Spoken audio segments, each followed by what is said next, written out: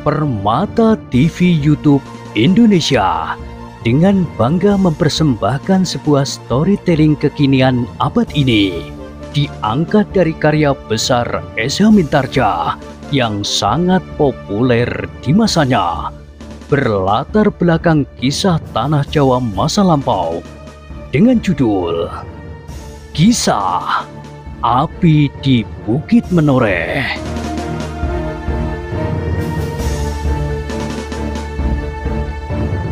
Pada kesempatan yang sangat baik ini, kita masuk pada episode yang ke-481. Selamat menikmati.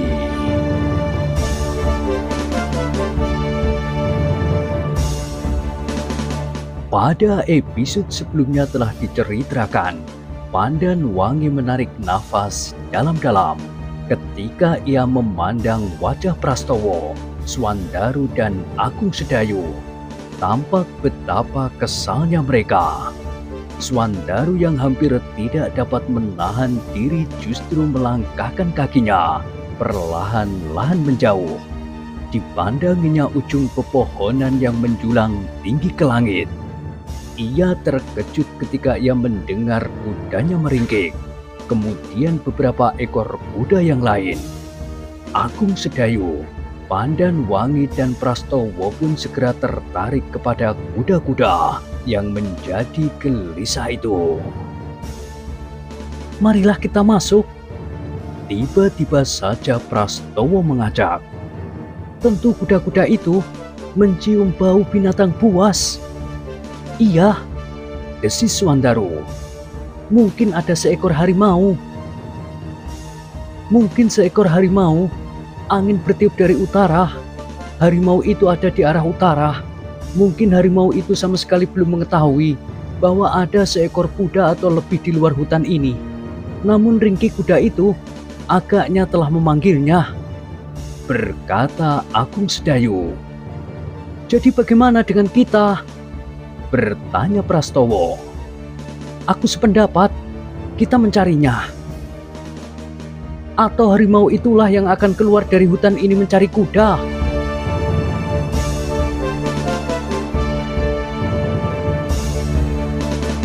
Agung Sedayu menjadi ragu-ragu sejenak jika mereka meninggalkan kuda-kuda mereka, sedang kedua pengawal itu sedang sibuk menyiapkan keperluan rombongan kecil itu. Mungkin sekali mereka akan lengah. Karena itu, maka katanya kemudian, marilah kita memasuki hutan ini. Seandainya harimau itu sedang tidur, biarlah kita membangunkannya. Tetapi sudah tentu bahwa tidak hanya dua orang saja yang akan kita tinggalkan di sini untuk menunggui kuda dan menyiapkan keperluan kita semuanya. Jadi bagaimana?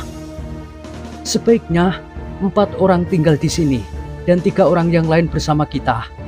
Jika harimau itu tidak kita jumpai dan tiba-tiba saja berusaha menerkam kuda-kuda kita, biarlah ada beberapa orang yang melawannya. Kita tidak dapat mengorbankan seekor kuda pun bagi mereka. Iya, sahut Pandan Wangi. Kita akan pergi bertiga. Kalian berempat tinggal di sini. Jika nanti malam kita pergi memasuki hutan ini pula, kalian akan pergi bergantian. Pandan Wangi pun kemudian menunjuk 4 orang yang tetap tinggal di luar, menyiapkan keperluan rombongan kecil itu dan melindungi kuda-kuda mereka dari sergapan harimau. Ikatlah kuda-kuda itu di tempat yang agak jauh dari pepohonan hutan, agar kalian dapat melihat seandainya seekor harimau sedang merunduknya, atau bahkan sedang merunduk untuk menyergap kalian, berkata Pandan Wangi. Aku akan segera masuk.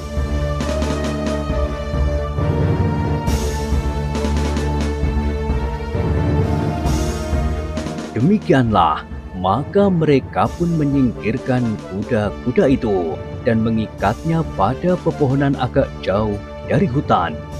Keempat orang yang ditinggalkan oleh Pandan Wangi dan kawan-kawannya pun kemudian mempersiapkan diri mereka. Selain busur dan anak panah, mereka juga menyediakan tombak pendek. Anak muda yang seorang itu agaknya tidak seberani yang lain, desis salah seorang dari mereka. Iya, memang Rudito mempunyai sifat yang berbeda. Sebenarnya lah, Rudito masih tetap ragu-ragu. Tetapi ia tidak dapat berbuat lain daripada ikut bersama Pandanwangi untuk memasuki hutan yang liar itu. Karena ternyata Pandanwangi dan anak-anak muda yang lain bersama 3 orang pengiringnya itu benar-benar akan berburu di dalam hutan itu. Namun rasa-rasanya Rudito hampir menangis karena sikap dan tingkah laku mereka. Sebenarnya ia ingin Pandanwangi berbuat sesuatu seperti yang diinginkannya. Tetapi ternyata ia sama sekali tidak menghiraukannya lagi. Sebenarnya ia harus mengerti dengan sendirinya bahwa aku ingin kami semuanya tinggal di luar hutan ini. Seharusnya ia mengerti bahwa ia harus mengurungkan niatnya dan mencegah anak-anak itu pergi ke dalam hutan. Tetapi ia tidak berbuat demikian. Keluh Rudito di dalam hatinya. Karena itu, maka ia pun dengan hati yang berat dan dibayangi oleh kecemasan berjalan di belakang Pandanwangi. Sedang di belakangnya lagi masih ada 2 orang yang lain, Agung Sedayu dan Swandaru selain para pengiring. Dan di paling depan Prastowo berjalan dengan dada tengadah.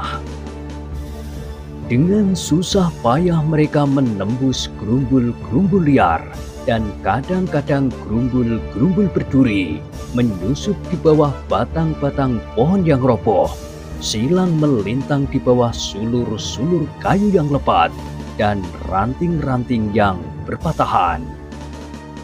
Swandaru dan Agung Sedayu yang berjalan di belakang Rudito memandangi lebatnya hutan itu sambil mengerutkan keningnya. Ternyata hutan yang liar di daerah Menoreh ini juga lebat pepat, meskipun tidak seluas dan segarang Alas Mentau. Namun daerah yang banyak mengandung air, tetumbuhan hutan ini rasa-rasanya menjadi sangat subur. Gemerasak dedaunan dan ranting yang berpatahan oleh kaki-kaki serombongan kecil itu telah mengejutkan burung-burung yang bertengger di atas dahan kayu. Beberapa ekor burung beterbangan sambil menjijit menyusup dedaunan dan hilang di balik lebatnya hutan. Sedang yang lain meloncat ke dahan yang lebih tinggi lagi untuk menghindarkan diri dari bahaya yang mungkin sedang mengintai. Rudito terkejut bukan buatan ketika ia mendengar seekor kera yang berteriak keras-keras karena ia melihat kehadiran makhluk yang jarang sekali dilihatnya disahut oleh beberapa ekor kera yang lain yang sedang bergayutan di pepohonan. "Itu dia!" teriak Rudito. "Banyak sekali dan alangkah besarnya, hampir sebesar kita." Pandanwangi berpaling, dianggukkannya kepalanya sambil berkata, "Diam sajalah, mereka tidak akan berbuat apa-apa jika kita juga tidak berbuat apa-apa." Rudito mengerutkan keningnya, namun ia pun kemudian berdiam diri saja, meskipun hatinya menjadi berdebar-debar.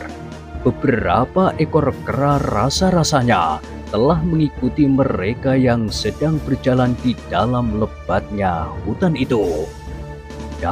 Pada itu, selagi mereka berjalan perlahan-lahan maju, tiba-tiba saja Agung Sedayu berdesis, "Sayang sekali." "Kenapa?" Prastowo yang ada di paling depanlah yang bertanya. "Harimau itu tidak ada di sekitar tempat ini." "Kenapa?" "Jika ada seekor harimau di tempat ini, tentu tidak akan ada kera yang berani bergayutan." "Iya," Pandanwangilah yang menyahut. "tentu tidak ada seekor harimau di tempat ini. Tetapi, kenapa kuda-kuda itu meringkik dan agaknya menjadi ketakutan? Bertanya Prastowo. Mungkin kuda-kuda itu memang mencium bau seekor harimau, tetapi harimau itu sendiri masih berada di tempat yang agak jauh, yang justru tidak tercium dari tempat ini. Prastowo mengangguk-anggukkan kepalanya. Meskipun demikian, ia masih berharap untuk dapat bertemu dengan seekor binatang buruan. Bukan sekedar seekor binatang buruan yang kecil, tetapi ia mengharap dapat bertemu dengan seekor harimau. Untuk beberapa lamanya, mereka sama sekali tidak berbicara. Mereka berjalan dengan hati-hati menyusup dedaunan. Sedang Rudito yang semakin lama menjadi semakin ketakutan, hampir tidak mengucapkan sepatah kata pun juga. Namun sejenak kemudian, perhatian mereka yang sedang berburu itu tertarik oleh arus beberapa ekor burung yang berterbangan ke satu arah. Burung-burung kecil dan burung-burung yang lebih besar, dan sejenak kemudian disusul oleh beberapa ekor kera yang berloncatan seperti sedang berkejar-kejaran. Sejenak anak-anak muda yang sedang berburu itu memperhatikan keadaan itu. Beberapa ekor kera yang seolah-olah sedang mengikuti mereka pun sudah tidak kelihatan lagi. Prastowo yang ada di paling depan itu pun berhenti. Anak muda itu adalah anak muda yang berani, tetapi ia belum menguasai kemampuan berburu sebaik-baiknya. Itulah sebabnya ia ragu-ragu, meskipun firasatnya mengatakan sesuatu kepadanya. Agung Sedayulah yang kemudian berkata, "Siapkan senjata kalian." "Iya, kita harus berpencar," desis Wandaro. Rudito yang ketakutan tiba-tiba bergeser mendekati Pandan Wangi sambil berkata, "Kenapa kita harus berpencar? Dan kenapa kita harus menyiapkan senjata?" Ternyata Pandan Wangi dapat menanggapi suasana seperti anak-anak muda yang lain itu. Maka katanya, Tentu ada binatang buas yang sedang bergerak. Jika tidak, binatang-binatang kecil itu tidak akan berlarian. "Harimau maksudmu?" Mungkin. Suara ringkik kuda yang keras itu agaknya telah menarik perhatiannya, desis Agung Sedayu. "Bagus sekali," sahut Prastowo dengan serta-merta. Anak-anak muda itu pun mulai menebar. Agung Sedayu bergeser menjauh diikuti oleh Swandaru yang pergi ke arah yang sama, tetapi dengan jarak beberapa langkah. Sementara Prastowo telah maju pula beberapa langkah. "Tunggu!"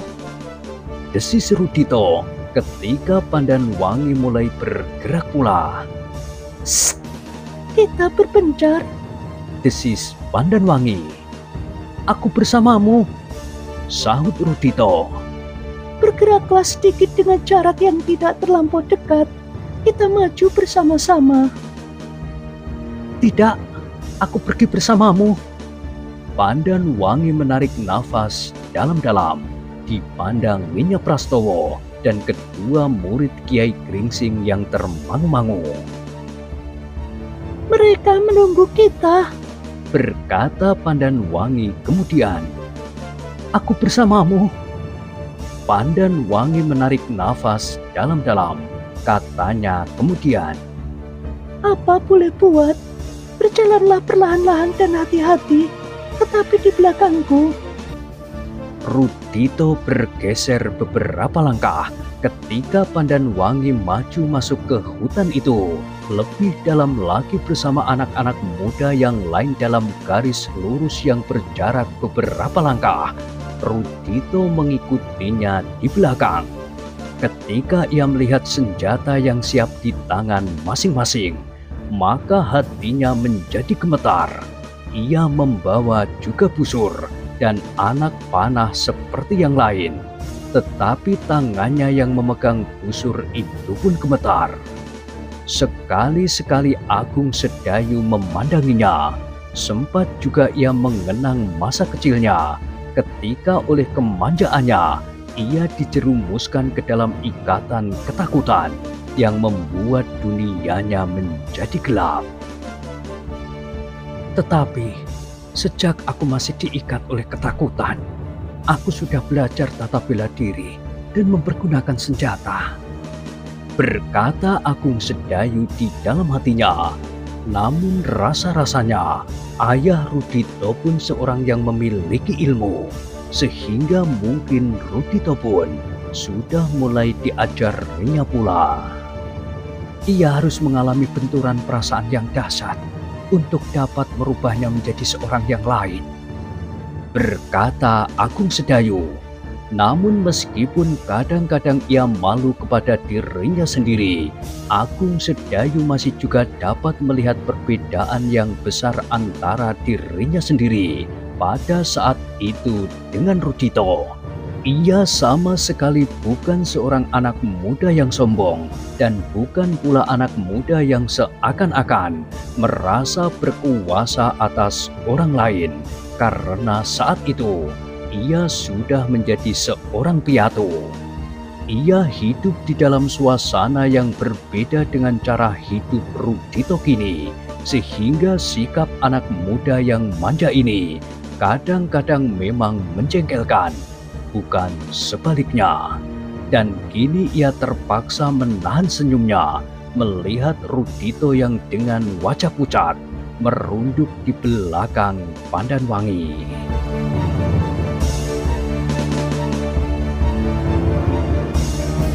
Demikianlah mereka bergerak semakin lama semakin dalam.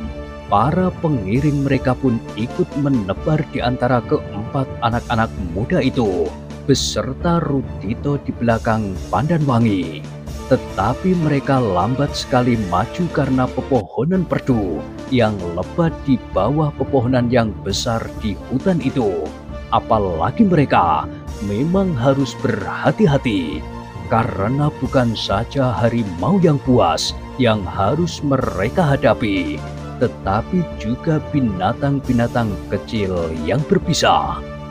Dalam pada itu, beberapa ekor burung masih berterbangan di antara dahan-dahan kayu, dan masih pula ada beberapa ekor kera yang sambil berteriak-teriak berloncatan di pepohonan. Agung Sedayu yang berada di ujung dari kelompok yang sedang maju di dalam garis lurus itu sudah menyiapkan anak panah pada busurnya. Ia mengharap bahwa kemampuan bidiknya masih tetap utuh. Beberapa langkah daripadanya adalah Swandaru yang sudah siap pula.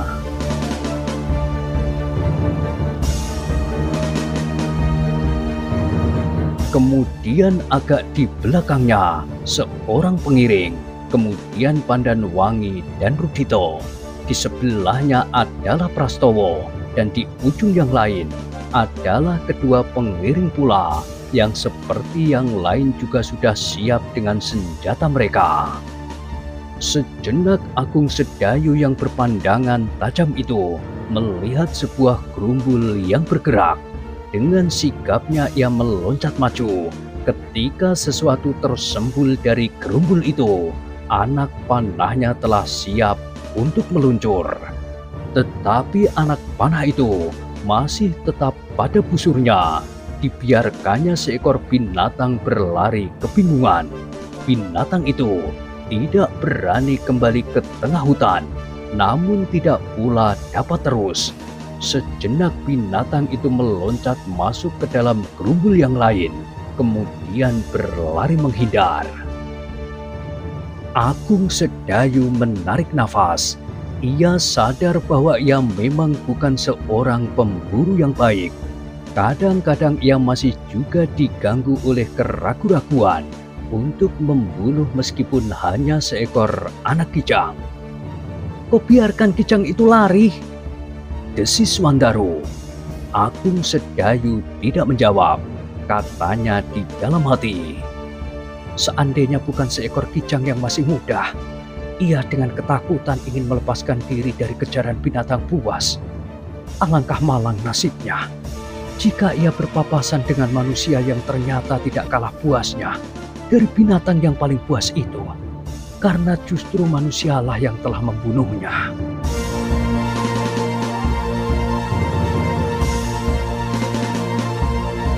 Swandaru melihat keraguan-raguan di mata Agung Sedayu, sehingga ia berkata, "Penyakitmu sudah kambuh lagi, Kakang.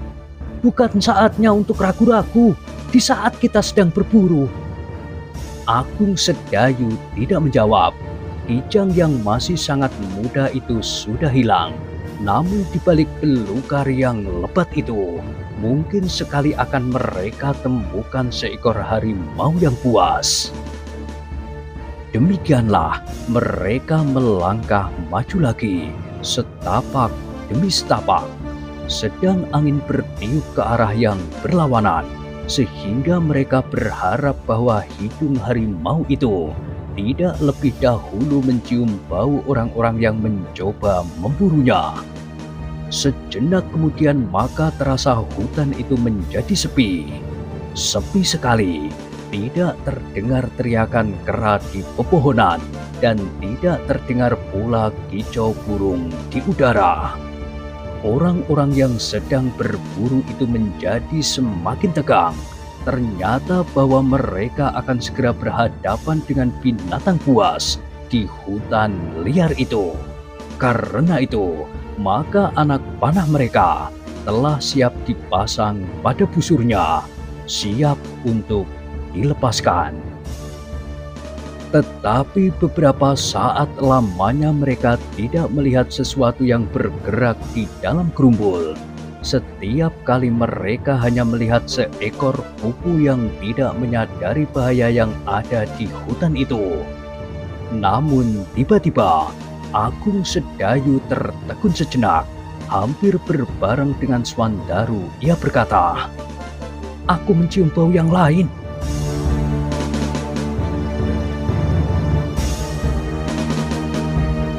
Pandan Wangi pun menganggukkan kepalanya sambil berdesis.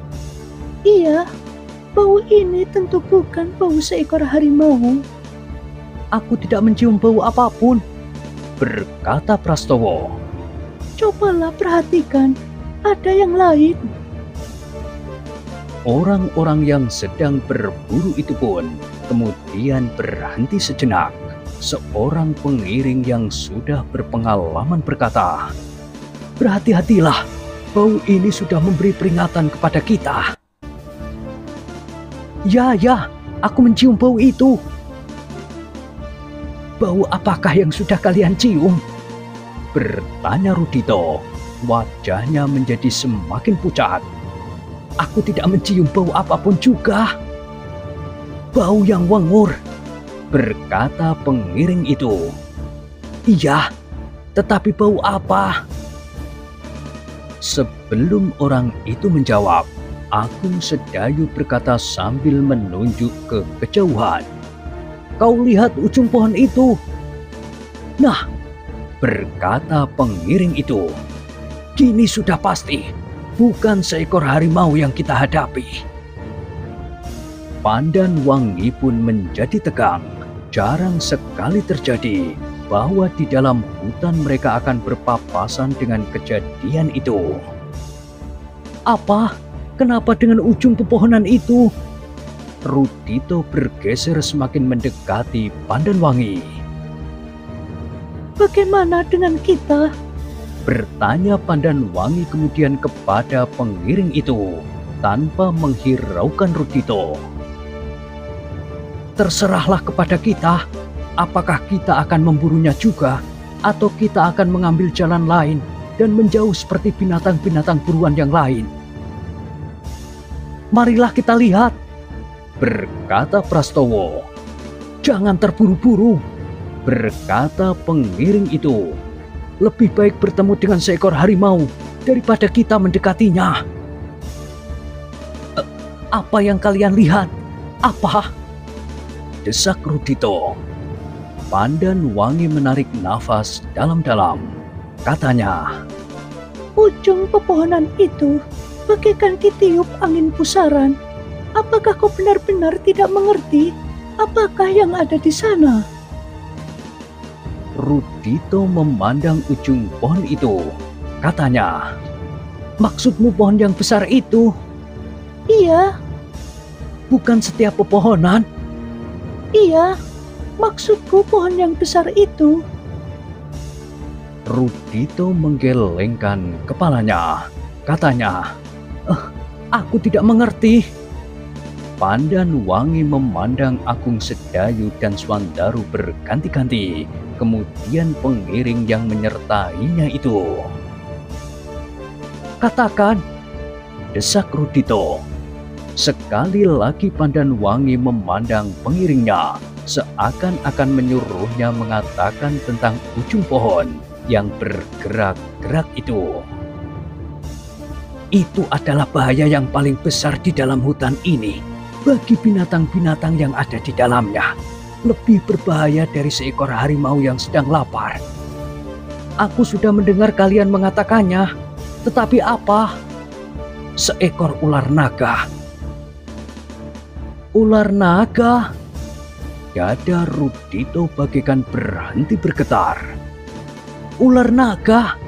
Jadi apakah benar ada seekor ular naga?" "Maksudku, seekor ular yang besar sekali. Orang-orang yang pernah menyaksikannya menyebutnya ular naga.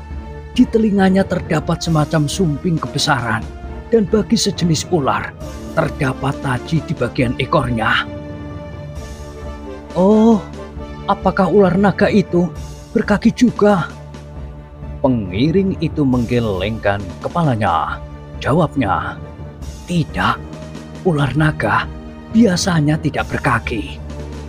"Tetapi kenapa ujung pohon itu seperti ditiup angin pusaran?"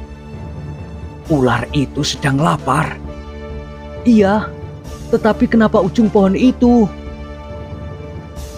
"Ular yang lapar membelitkan ujung ekornya pada sebatang dahan yang besar di pohon itu. Kemudian kepalanya sajalah yang terayun-ayun di sekitar pohon itu. Setiap makhluk yang lewat di jarak jangkauannya tentu akan disambarnya dan langsung ditelannya. Juga seekor kijang dan bahkan seekor harimau. Tetapi sudah barang tentu, jika yang disambarnya seekor harimau, maka tentu akan terjadi pergulatan yang sengit. Karena seekor harimau tidak akan menyerah begitu saja. Bahkan dapat terjadi, jika pohon itu berada di tepi Kali Progo, ular itu akan menyambar seekor buaya yang sedang berjemur. Namun yang terjadi adalah pergulatan yang sengit antara ular itu dengan seekor buaya yang kuat.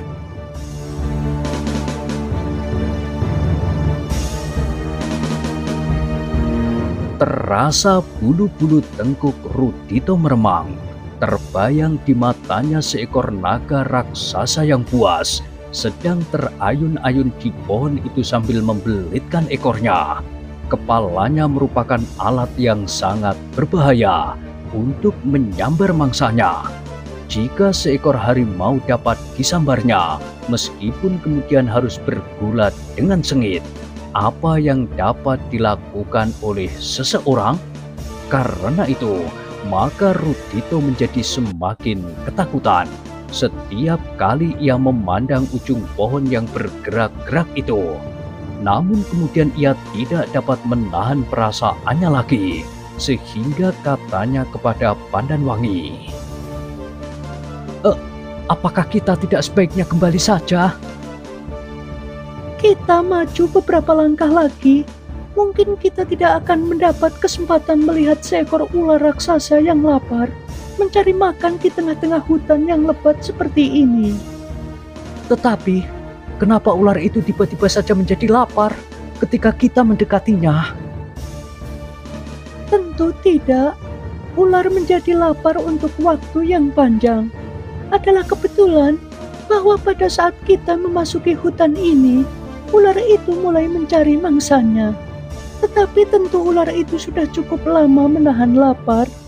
Memang mungkin ringkih kuda yang keras itu menambah seleranya, sehingga tiba-tiba saja ia berniat untuk menyambarnya. Tetapi kuda itu tidak akan melalui daerah berbahaya itu. Binatang-binatang yang lain pun biasanya menjauhinya. Kenapa justru kita mendekat? Kita bukan binatang yang tersesat ke daerah jangkau kepala ular yang lapar itu. Tetapi kita dengan sadar mendekatinya, sehingga kita dapat memperhitungkan jarak sebaik-baiknya. Tetapi, apakah gunanya kita mendekat? Aku ingin melihat. Lalu Pandanwangi memandang anak-anak muda yang lain sambil bertanya, Bagaimana dengan kalian?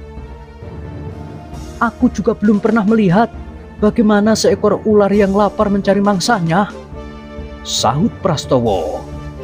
Tetapi, itu berbahaya sekali, gumam Rudito. Asal kita berhati-hati, kita tidak akan terjebak ke dalam mulutnya, berkata Swandaru kemudian. Karena itu, kita harus mampu memperhitungkan setiap kemungkinan. Memang mungkin ular itu menyelusur turun sedikit, sehingga jarak jangkauannya bertambah lebar, tetapi tentu terbatas, karena panjang tubuhnya juga terbatas. Rudito tidak dapat memaksa kawan-kawannya berburu untuk kembali. Betapapun ia dibelit oleh perasaan takut, namun ia terpaksa ikut maju juga, mendekati sebatang pohon yang sedang diguncang oleh ular yang kelaparan itu.